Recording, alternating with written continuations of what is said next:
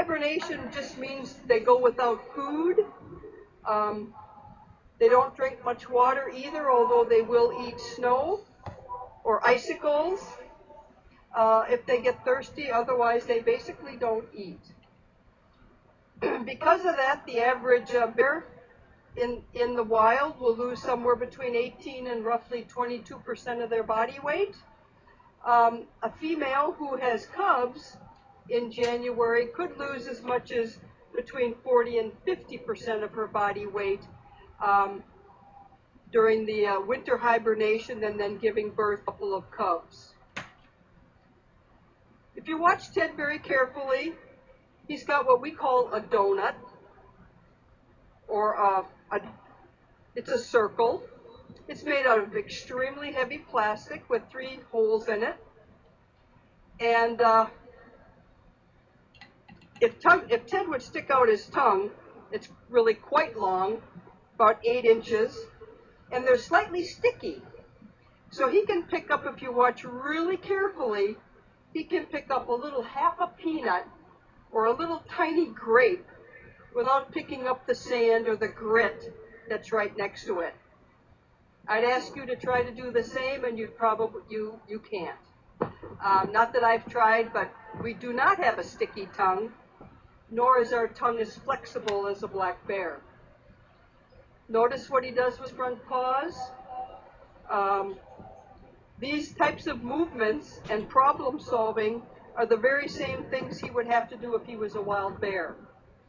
And this could be, the donut that I've referenced could be a rock where he wants to move the rock because there's an ant colony underneath it and he wants to get it out of the way. And why does he care about an ant colony? Because immature ants, the larvae, is one of the means of black bears getting protein in their diet. Or maybe there's a rotten log laying out in the woods and they want to dig into that rotten log. They got great claws to do that. Their claws aren't that sharp, slightly curved but very strong to just rip the log apart so they can get at the ant colony or bee colony for another item that they can get protein. Bears are not really carnivores at all. They're omnivores, and that means they basically eat a lot of berries and nuts and vegetation. We get asked a lot about how much red meat we feed them. We don't feed them any red meat here at the Bear Center, none at all. What are their sources of protein here? Well, Sharon is throwing out a little source of protein, some nuts. Another source of protein for them is a raw egg, as well as I'm laughing, Sharon is sampling the, is it hazelnuts? Brazil nuts, I'm sorry. Pieces of Brazil nuts. And what's interesting about that is I get all their food at the grocery store, the same place you would buy your food. Our refrigerator right now has a lot of red grapes. Yeah, red, not green. They don't like green. Variety of nuts. They also like peanuts in a shell, unsalted. They do prefer unsalted versus salted. We have dried apricots, dried cranberries. We have some blackberries. We have some strawberries. We have plums, peaches, apples, romaine lettuce, carrots. Sounds like a produce section, doesn't it? Well, that's what's in our 2 bear refrigerators. And yeah, I said 2 bear refrigerators. It requires 2 refrigerators to feed our bears. Go to the grocery store typically every Monday and Thursday, just as probably you would to feed your family. We don't feed them anything that we wouldn't eat ourselves. So it's not food that has been laying around at all.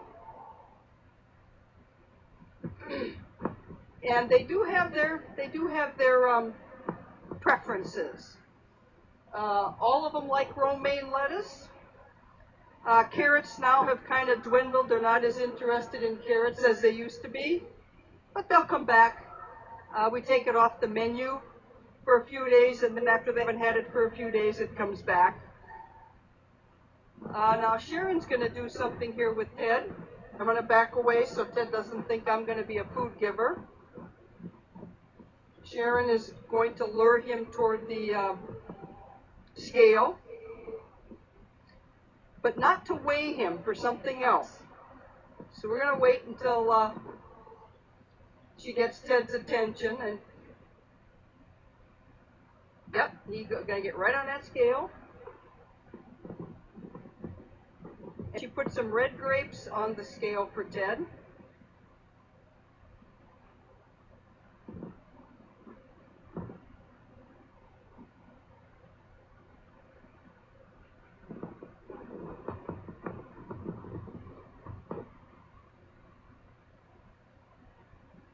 And what she did is she's just putting some bug deterrent on him. It's very safe. It's intended for animals. She needs to be very careful when she works on his ears.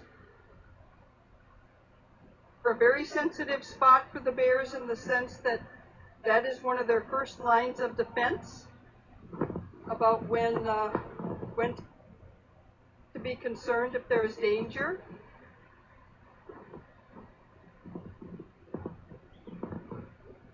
And she's got Ted occupied with some food that he likes, but he's telling her he's run out of food. So if you want me to sit here and be nice,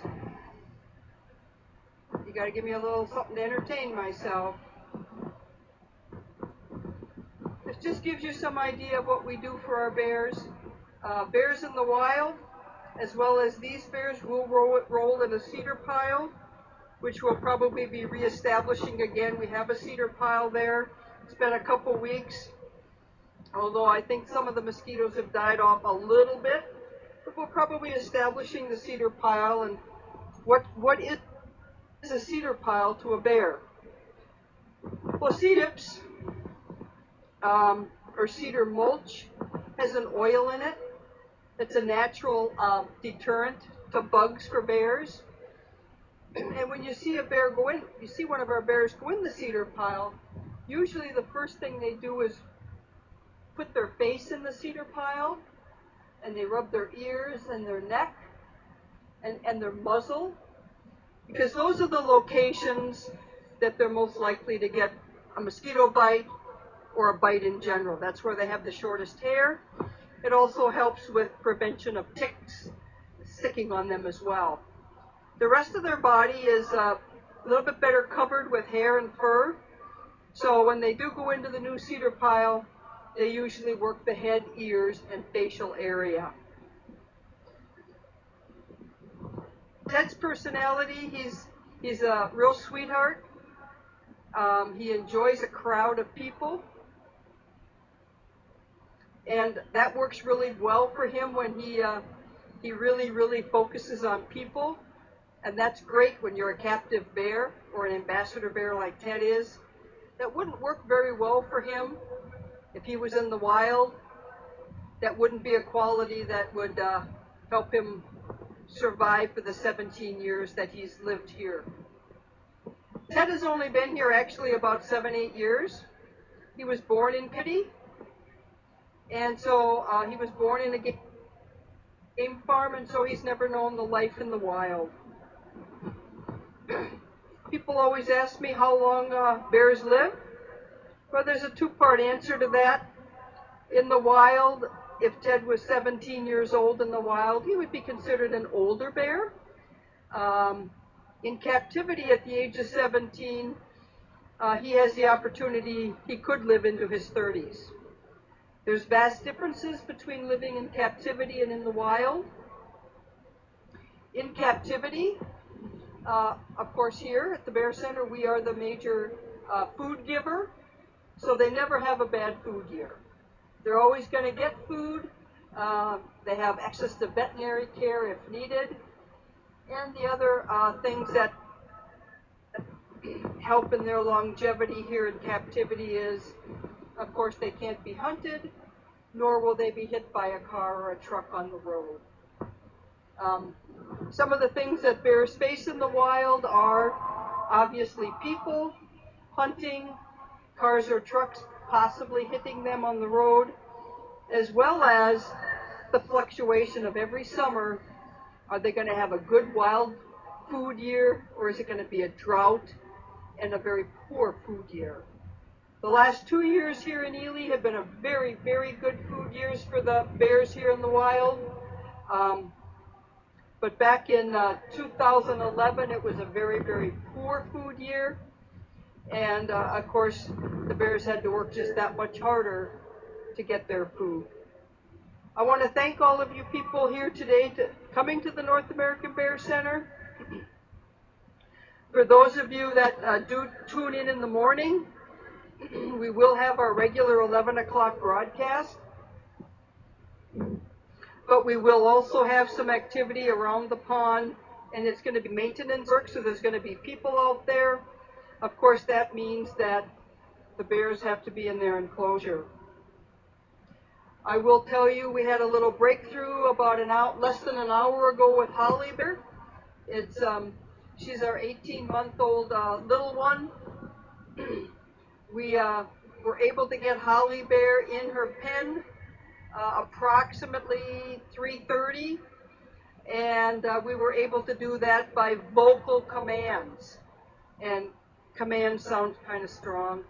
Actually, it was Sharon calling her name repeatedly and shaking a food bucket.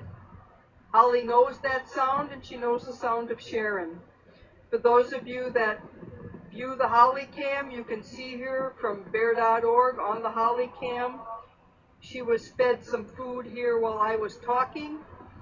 She will be in for the night because she was so easy to move. We were really pleased with that.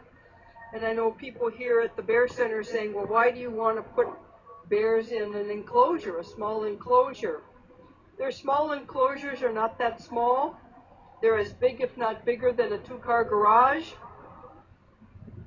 But for people able to go out in the enclosure and to be able to do maintenance, we have to put the bears in their enclosures. While we do that work, we're going to have electrical equipment out there.